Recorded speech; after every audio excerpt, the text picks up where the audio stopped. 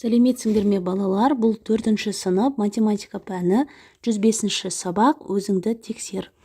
Бірінші тапсырма. Егер сандағы барлық цифрлар әртүрлі болса, онда 5, 3, 1, 7 цифрларының көмегімен барлық екі таңбалы сандарды жаз. Бізге 5, 3, 1 және 7 сандары берілген. Осы сандарды пайдаланып, қайталанбайтын екі таңбалы сандар жазамыз. Бірінші 5-тен бастаймыз. 53, 51, 57. 55-ті жазбаймыз, өйткені екі сан қайталанып келуге болмайды. Келесі 3-тен бастаймыз. 35, 31, 37. Келесі 1-ден бастаймыз. 15, 13, 17. Келесі 7-ден бастаймыз. 75, 73, 71. Демек, жауабы 12 сан жазуға болады.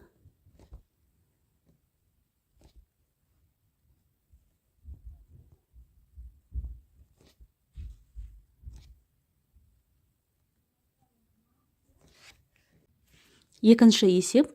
Есепті шығар. Қолданған формулаңды жаз. Ауданы 5 гектар алқаптан жиналған қызанақтың түсімділігі 140 центнер гектарына. Ал ауданы 7 гектар алқаптан 120 центнер гектарына болды. Екі алқаптан барлығы неше центнер қызанақ жиналды? Есептің берілгенін жазып алдық. S1 бірінші жердің ауданы 5 гектар. Түсім 140 центнер гектарына. Ал екінші жердің ауданы 7 гектар. Ол жердегі түсім М2 тең 120 центнер гектарына. Бізге жалпы түсімді табу керек. Оны табу үшін бірінші жердің түсімін тауып аламыз. Оны М1 деп белгілейміз. Кіші М1-ге көбейтеміз S1-ді. Тең М1 бізде 140 тең S1 5 гектарға. 140-ты 5-ке көбейткенде 700 центнер болады. Енді екінші жердің түсімін табамыз. М2. М2-ге көбейтеміз S2-ні. М2 бізде 120 центнер гектарына, көбейтеміз S2 7-ге. 120-ны 7-ге көбейткенде 840 центнер болады. Жалпы түсімді табу үшін М тең үлкен М1-ге қосамыз үлкен М2-ні.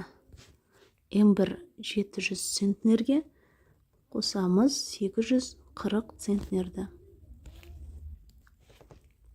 1540 центнер болады. Жауабы екі алқаптан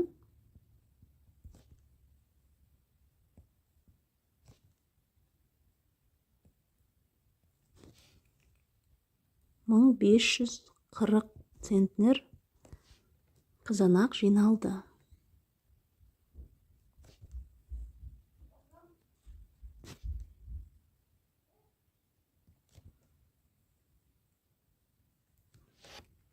Үшінші тапсырма. Текше жазбасының оң жағында оның әртүрлі бағытта бұрылған бейнесі берілген. Суреттегі текшенің жазбасына қарап, сұрақ белгісімен қандай жеміс жасырылғанын анықта. Бізде мұнда тек қана анарлар берілген. Енді текшенің жазбасына қараймыз. Анардың мынау жоғарғы жағы, мынау төменгі жағы. Жоғарғы жағында алмұрт тұр. Демек, мына жерде жоғарғы жағы, мынау төменгі жағы. Жоғарғы жағында жазбасында алмұрт тұр. Демек, сұрақ белгінің орнында алмұрт болады.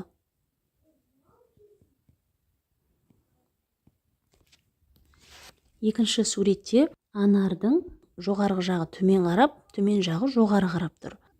Мына жазбаға қарасақ, анардың сол жағында алма тұр. Ал мына жерде анар төңкеріліп тұрғандықтан алма оң жағында болады. Демек сұрақ белгінің орнында алма болады. Үшінші суретте мынау анардың жоғарғы жағы, мынау төменгі жағы. Жазбасына қараймыз, анардың төменгі жағында бізде апельсин тұр. Демек сұрақ белгінің орнында апельсин болады. Төртінші тапсырма. Есепті теңдеу құрып шығар. Бірінші желаяқ спортшының жылдамдығы 4 метр секунд, ал екіншісінің жылдамдығы 2 метр секунд. Неше уақыттан кейін желаяқ спортшылардың арақашықтығы 80 метр болады. Есептің берілгенін жазып алдық. Осы формула бойынша теңдеу құрып шығарамыз. Бізге V1, V2 берілген. Жақшаның ішіне 4 азайту 2 деп жазамыз. Көбейту Т, Т-ны X деп аламыз. Тең S бізде 80 метр болса дейді. Енді 4-тен 2-ні азайтамыз. 2X тең 80 болады. Осы жерден X-ті табамыз. X тең 80-ді бөлеміз 2-ге. X тең 40 болады. Тексереміз.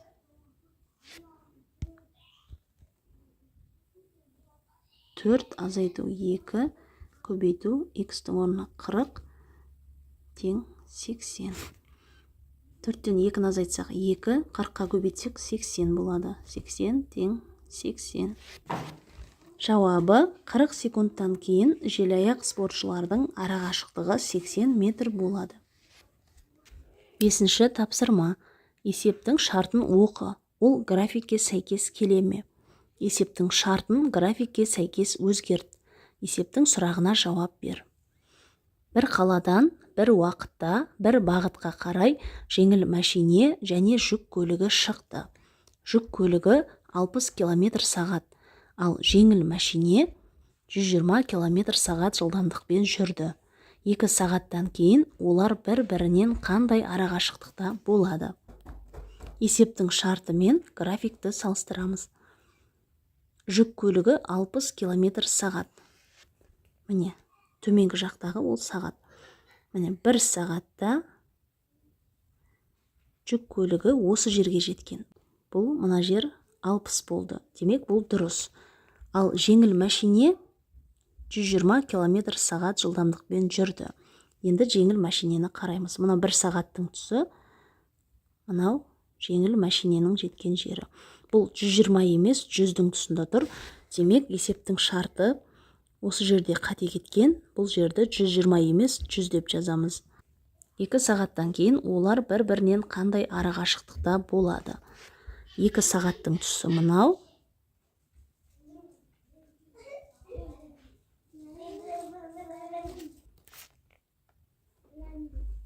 Осы арақашықтықты табамыз. Есептің берілгенін жаздым. V1 жүк көлігінің жылдамдығы 60 км сағат. V2 жеңіл мәшиненің жылдамдығы 100 км сағат. 2 сағаттан кейін олар қандай арақашықтықта болады? Ең алдымен V қашықтауды табамыз. Ол үшін V2-ден V1-ді азайтамыз.